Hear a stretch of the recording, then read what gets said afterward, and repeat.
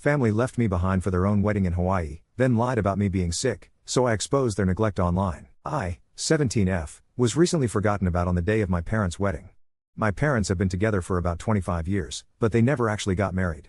That's why when my dad, 50 meters, proposed to my mother 49F on their anniversary, which they have always celebrated on the date my mother found out she was pregnant with my eldest sister, even tough they were already together before, everyone, including me, was elated and celebrated the occasion with great joy.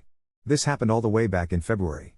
They immediately jumped into wedding planning, deciding very early on a small event in Hawaii with just the closest family and friends for an intimate ceremony. Almost immediately my mother asked my sister, 25F, to be her maid of honor, and my dad asked my brother, 22 meters, to be his groomsman. I wasn't surprised or offended by this. My sister had always been a mommy's girl and they both enjoyed spending time with each other, shopping and socializing, so they had a very close bond, and the same goes for my father and brother. They always played football together and messed around with cars. My father even trained my brother's team for a while in middle school.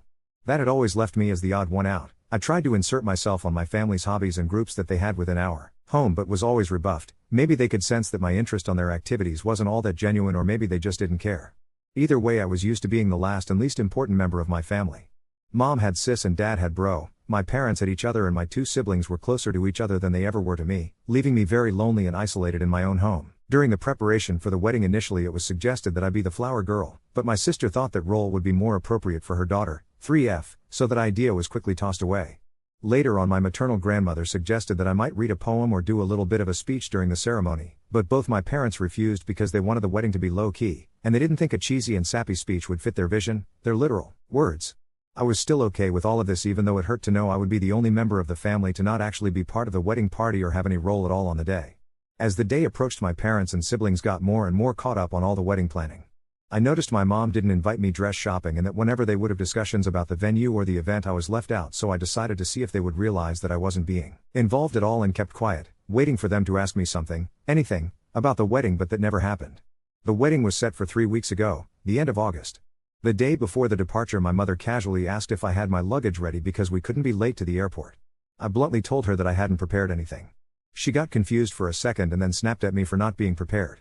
I then asked her if I even had a ticket, and her face went pale. Yep, they hadn't even bought me a ticket, and I'm not even sure if I had a room or any accommodations once there.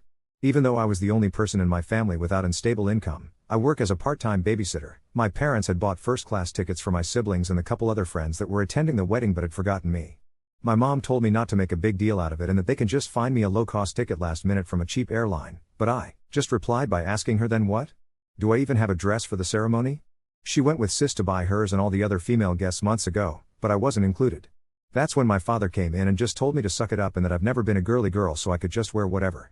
I got mad at this because, even though I'm not the most feminine girl on the planet, I would have loved to be included in such an important part of my parents' wedding, and it was about the fact that I was excluded for literally everything that had been going on for months. We all got into a fight with them, calling me entitled and accusing me of making myself small intentionally so they would forget me, like that is a valid excuse for ignoring a child. They ended up telling me that if I was going to keep this attitude I might as well skip the whole thing altogether, to which I responded with a defiant fine and went to my room. Next morning they all left for Hawaii without me. The ceremony was really small, but they all posted loads of pictures on Insta and Facebook about how perfect and magical that whole week was being.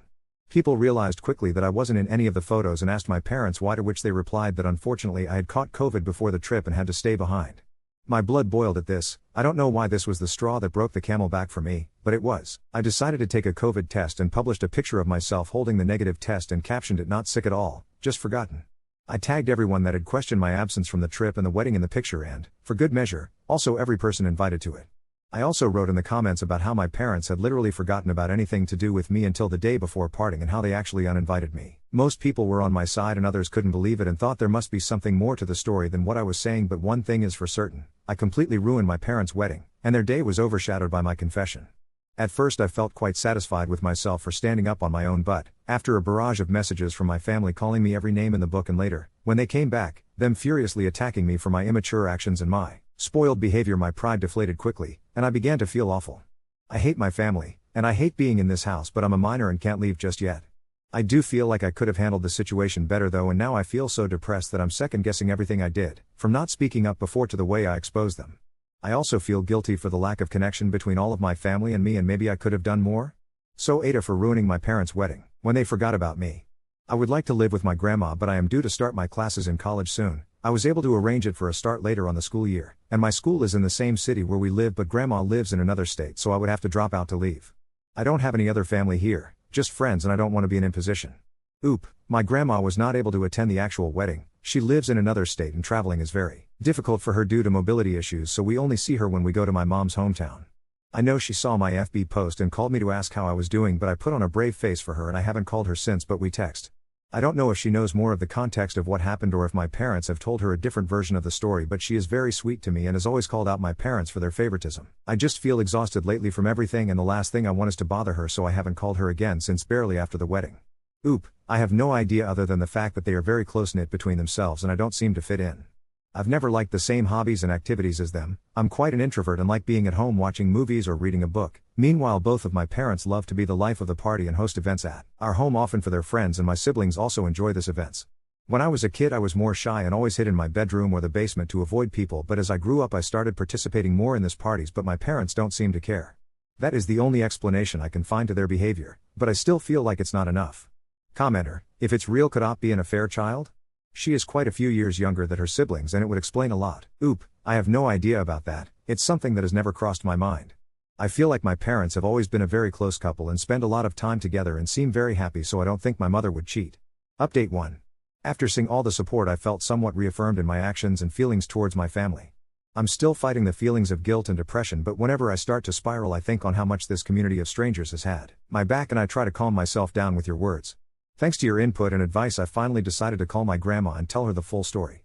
Just to clarify a point before going on, I said this in the comments, but I feel like I should put it here also. My grandma 77F did not attend the wedding. She lives several states away and has mobility issues, so she doesn't travel anymore. We went to visit her around Easter and that's when she commented that I might read a poem at the ceremony, but that was the last time I saw her in person before all this. She's always been very loving to me and has called out my parents in the past for their favoritism, but it's hard for her to play a more active role in my upbringing since she lives so far, and I am always worried about bothering her due to her age and health condition. She had a minor stroke a few years back and is now back to normal, but I still worry. Anyway, I called her and laid out everything that had happened with the wedding and how my parents didn't even buy me a ticket to go with them. She came to the same conclusion that most commenters did when I told her that it was simply impossible, that they had forgotten and that they did it on purpose. I cried on the phone with her, laying out how I was feeling, how this has been going on forever, how I feel in the aftermath, and most importantly about my need to get out. She was extremely sweet and comforting to me and told me that I had nothing else to worry about because she had my back 100%, and told me to take it easy but make plans for my future and that she'd help me. After that conversation, which lasted about 2 hours, I felt better, and I decided to listen to her and start moving to figure something out for the next school year. I have a friend who is going to lease a studio next to our future campus. She has a great relationship with her parents, but she has 5 younger siblings and wants to be more independent, so that's why she decided to move out. I asked her if I could move in with her temporarily and that I would pay her rent as soon as I got a job. She immediately accepted and told me not to worry about rent or anything else until I was in a better position, and we had a good cry together when I told her all about my parents' wedding incident. So this all happened a couple days ago, and I was planning on doing the update then, but my grandma called my parents and my siblings to lecture them about how they were treating me. My brother just sent me a text afterwards with a half-hearted apologize, saying that he didn't know I wasn't included and that he just thought I wouldn't have fun on the trip, and then I posted the pic just to create drama. My sister on the other hand berated me and told me that I kept trying to make public my own problems and pinning them on my family when they are all innocent. It has been weird with my parents ever since they came back from the trip, and at first they berated me and were furious with me, and after that, we've just been ignoring each other. After my grandma called them, they came into my room telling me that if I wanted to put this whole issue to rest I should shut up about it, and that this could all had already blown over if only I had kept my mouth shut. I just asked them to leave my room and then I called my grandma again to tell her what had gone down. She then told me that she and my uncle had bought plane tickets to come down to see me. This was something that I was actually scared about because my grandma's health is not the best and this kind of effort is a lot for her, and I know how complicated it is for her to get on a plane, so I tried to dissuade her from coming and told her everything would be okay, but she wouldn't listen and told me that she was long overdue a conversation with my parents and that she wanted to see me. I'm stressed for her, and I feel again like I forced her to take a long uncomfortable trip because of me and that maybe I should have dealt with this myself. I do want to see her, and I wish for nothing more than to hug her right now, but I'm worried about her. At least my uncle, Mom's older brother, is coming with her, but I hope she doesn't exhaust herself or nothing happens to her because that would break me. They arrive tomorrow and have not informed my parents of their trip. My grandma asked me to keep it until she gets here. I hope she is able to make my parents see the mistake in their actions, or, at the very least, help me break the news to them that I'm moving out very soon, and I plan on being no contact with them. I don't know, I'm worried about her having to do so much for me and bothering her, but I also appreciate and love her so much for doing all this for me. Update 2. It's been a busy week to say the least. So my grandma called me to tell me she was coming here to see me and help me out. I was very stressed about it because my grandma has a very hard time traveling, so for her to take this trip meant that she would be under enormous stress, and I felt responsible for her since I was the one that called her. She arrived early Monday morning with my uncle and I went to get her at the airport. NGL, it was a very intense and emotional moment, and as soon as I saw her I ran to her arms and broke down sobbing. I don't even know if I was able to tell her anything at that moment because of how hard I was crying, and I had so many things to say. Thank you for coming, for being so good to me, for having my back. I'm sorry to have made you take this trip. I feel awful at home. I don't know if my parents love me, but I know you do. Am I an affair child? I truly was hit with all of this, plus the guilt and the anxiety all at once when I saw her, but she held me tight in her arms telling me everything was going to be okay. My uncle hugged us as well. I don't know how long we stayed like this, but it must have been a while until my uncle told me we should get going. We grabbed a cab and went to their hotel. My grandma had teary eyes and I could feel her breathing heavily, which scared me, but she kept hugging me and smiling all the way. She had reserved a double room so I could stay with her for these days, and once they were settled in and I was more calm, we sat down and I poured everything out for them. The years of neglect and the emotional abuse, how I was feeling miserable after the trip, but also for years now, how my parents have been trying to make me feel guilty for all of this that has happened, how I was scared about my future, but my one priority at the moment now was to move out of that house even at the expense of my school work, how I have made arrangements to move in with my friend and I was looking for a job, and I told them about this post and how some people thought I might be an affair child and that I was beginning to question that as well.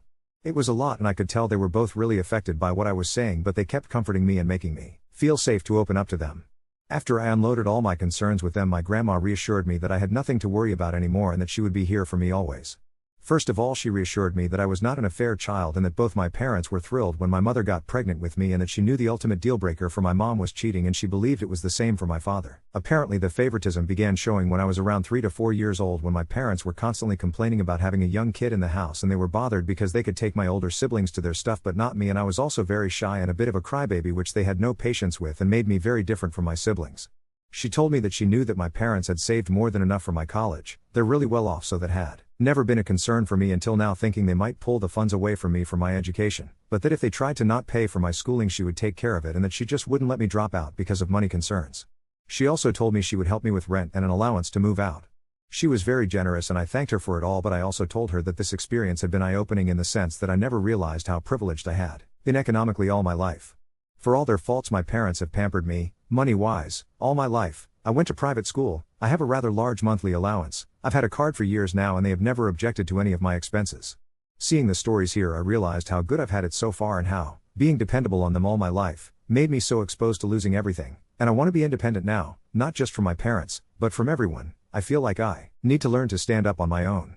Writing this and having just read all the stories of people in truly awful situations makes me feel like I've been a spoiled brat all my life, tbh. She insisted on me accepting my help until I don't need it anymore, and I accepted that, but will look for a job and try to make it out on my own. We relaxed for a while in the hotel because we were all exhausted from the morning, but in the afternoon we grabbed a cab and went to my house. My parents were extremely surprised to see my grandma and uncle with me when I entered the door, but before they could say anything my grandma told me to go pack all my essentials while they talked to them. I rushed upstairs and I could hear my grandma and uncle berating my parents for all that they had put me through. At first I also heard my parents trying to defend themselves, but eventually they quieted down. When I came downstairs with 2 suitcases and my backpack full to the brim with everything important that I had in my room, they were all in the living room. My father was beet red and my mother was sobbing like a child, and when she saw me she extended her arms on my direction saying she was sorry, but I just said save it with the coldest tone I could muster, and my dad said that I didn't have to be jerked, to which both my uncle and grandma told him to shut up. I left the house at that moment and waited for the cab outside. In the hotel, my grandma reassured me that I wouldn't have to go back to them, and that they told her my college tuition was never in question for them, and that they had planned to throw me an extravagant birthday party to make up for the wedding mess and were going to be giving me a car as an apology for everything. But my grandma was having none of that BS, because it was pretty obvious to her that they were only trying to save face, and they were coming up with these things on the fly, and that a party and a car would not make up for all that they have put me through.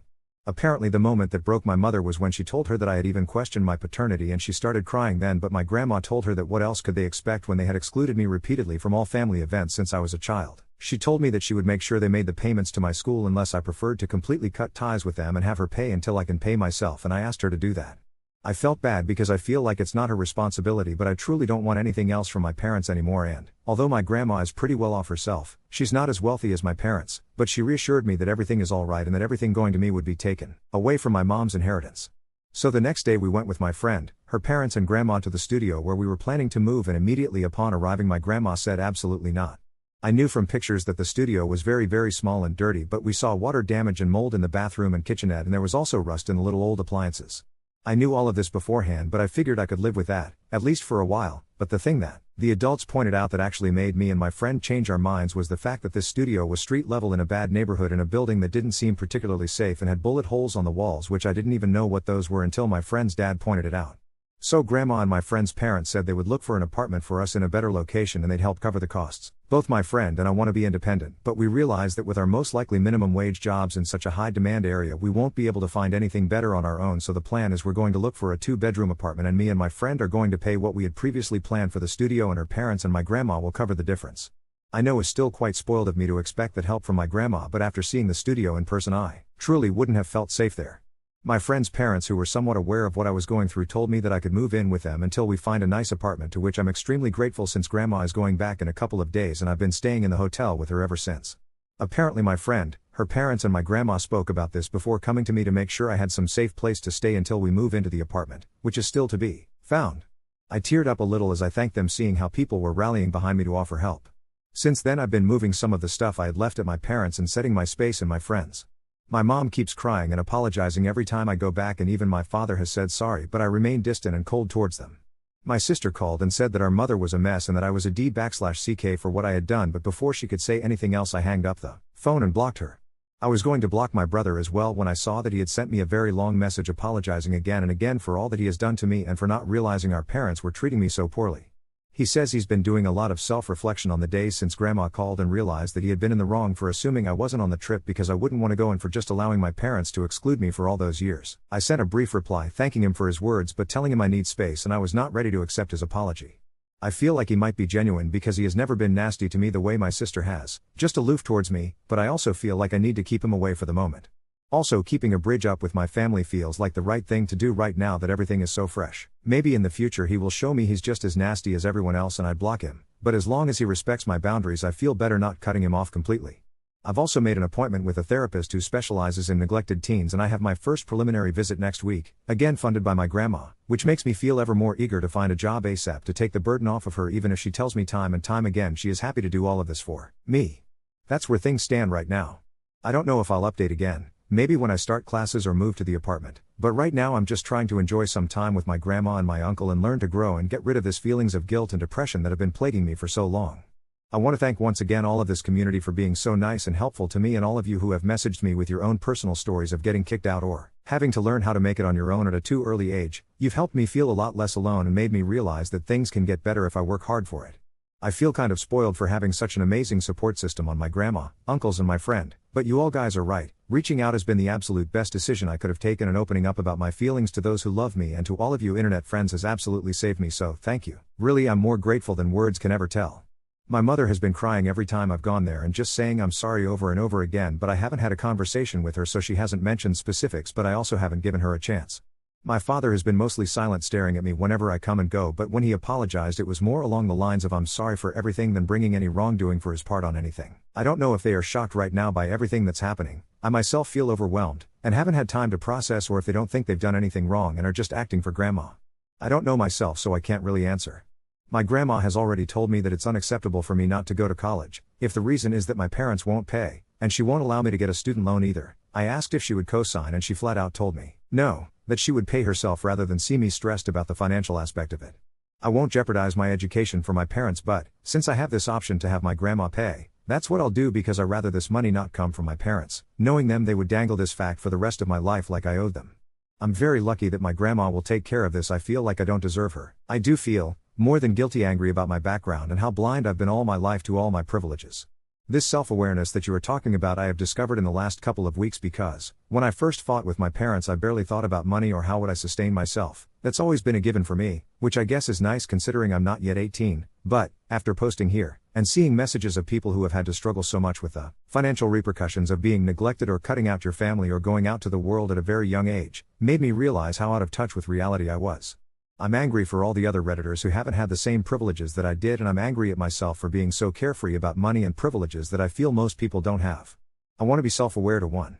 Thank the people who is helping me and appreciate what they're giving me, and 2. In the future I want to be independent and also aware of how hard it is for other people who didn't grow up in a 5-bed house in an expensive neighborhood with private school and all the other gifts I've been given. Update 3. I've been very busy and I'm also trying to grow away from all that's happened to me, but I'm back with an update on how things are going if anyone is interested to hear. To do a recap where I left, I moved to my friend's house after my grandma visited me and we were able to stand up against my neglectful parents. My grandma and uncle left just a couple of days after I published my last update, and it was a very emotional moment for us both. For the first time in my life I felt protected and loved with someone of my family. I'm sure throughout my life there must have been moments where I didn't feel so down and alone, but that week I spent with grandma I truly felt like someone was in my corner unconditionally, and I'll be forever grateful to her for being there for me. After she left back to her hometown, I got settled in my friend's parents' home while we looked for an apartment.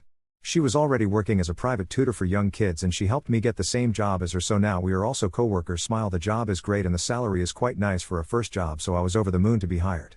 We also found an apartment. Is near campus, has 2 bedrooms and a nice living area and kitchen. It's not big but it's clean and in a neighborhood that is primarily college students living in it, so it's quite nice and there's plenty of cool spaces to hang and meet people. We're actually just in the process of moving right now and I'm writing this update for my new bedroom. I celebrated my 18th birthday a couple of weeks ago and it was great. I went to a restaurant with a few friends and had a nice time. The only drama there's been so far with my parents since the whole debacle is that they showed up in my friend's home the day of my birthday asking to see me.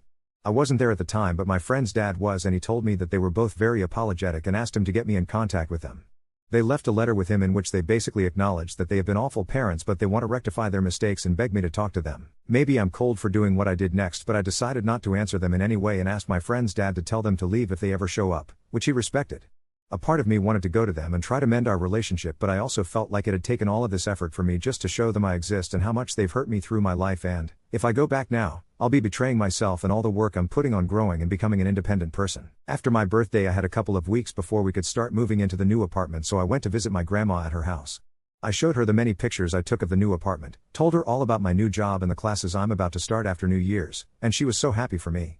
We had a family get together to celebrate my birthday too, and my uncles and cousins came to grandma's where we had a bit of a party.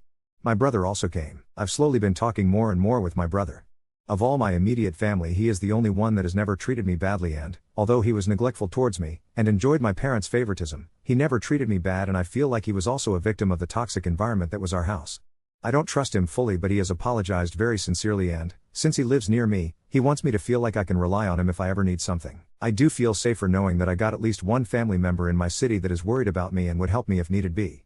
I asked him once how my parents were doing and he told me that, ever since I left, he himself has limited a lot contact with them and he blames them for the whole situation, whereas my sister insists that I'm being selfish and causing pain on my parents because I'm the problem. Not sure how that works. My parents also seem to have been somewhat ostracized by many of their friends after news of what happened to me got out, but according to my brother they are constantly asking for me and are now saying to anyone that might listen that they fucked up and don't blame me for my actions, but they want to rectify their mistakes.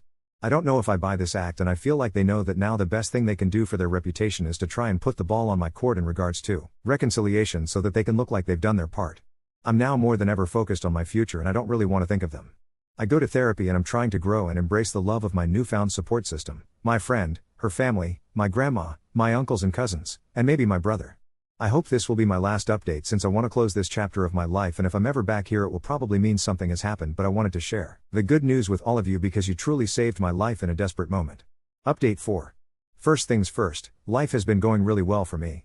I'm officially settled into my apartment with my best friend, and we've made it our own little sanctuary.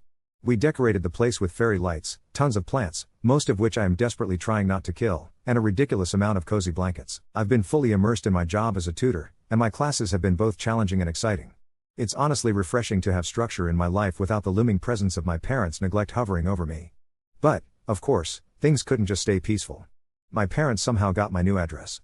I have no idea if they got it from my brother, which I doubt, or if they just went full detective mode, but one night, completely unannounced, they showed up at my apartment. It was around 9 p.m. when my roommate and I heard a knock. I wasn't expecting anyone, so I checked through the peephole, and there they were, my mom and dad, standing in the dim hallway looking haggard and desperate. My stomach dropped. My roommate was ready to go full guard dog mode, but I told her I'd handle it.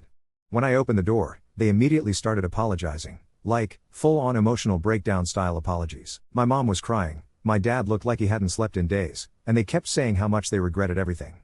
They begged me to let them in so they could talk. I let them inside, mostly because I was shocked, but I made it clear that this wasn't an invitation for reconciliation. They sat on my couch and proceeded to unload their guilt. Apparently, their friend group had shunned them even more than I realized. Once word spread about what they did to me, they lost a lot of social connections. Even family members, including my maternal grandmother and uncles, had distanced themselves from them. My sister was still on their side, but my brother had gone almost full no contact. They told me that they had started therapy, individual and couples therapy, and that it had made them realize just how horribly they had treated me. My dad admitted that he had always seen my brother as his little buddy and my mom had done the same with my sister, but they had failed to make room for me.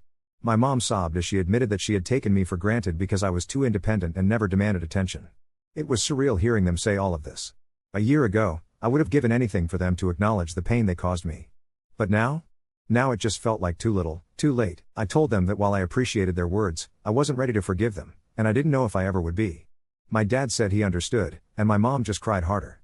They asked if they could take me to dinner sometime, just to talk, with no pressure. I told them I'd think about it. After they left, I sat with my roommate for a long time just processing everything. Part of me wanted to believe them, to give them a chance, but another part of me felt like they were only doing this because they had faced real consequences for their actions. I talked to my therapist about it, and she helped me realize that I don't owe them anything. It's okay to move on without them if that's what's best for me. As for my brother, our relationship has actually gotten a lot better. He recently invited me over for dinner at his place, just the two of us, and we had a really deep conversation. He admitted that he had been selfish growing up and had never realized just how isolated I felt. He told me he wanted to make it up to me, and while I'm still wary, I'm open to the idea of having him in my life. On a lighter note, my grandma continues to be my rock. She sends me little care packages every month, homemade cookies, cozy socks, and handwritten letters that make me tear up every time. She even told me that if I ever wanted to transfer schools and move closer to her, she'd help me with everything. It's tempting, but for now, I want to stay where I am and build my own life. My sister, on the other hand, remains unchanged. She sent me a long text accusing me of being cruel for ignoring our parents and making them suffer. She said I was acting like a spoiled brat and that family is family. I left her on read. So where does that leave me? I don't know. I'm taking things one day at a time. Maybe one day I'll sit down with my parents, maybe I won't. Right now, I just want to focus on myself, my studies, my job, and the people who have actually been there for me. To everyone who has followed my journey and offered kind words, thank you. You've helped me find the strength to stand up for myself, and I'll forever be grateful for that. I don't know if this will be my last update, but I do know that whatever happens next, I'm finally in control of my own story.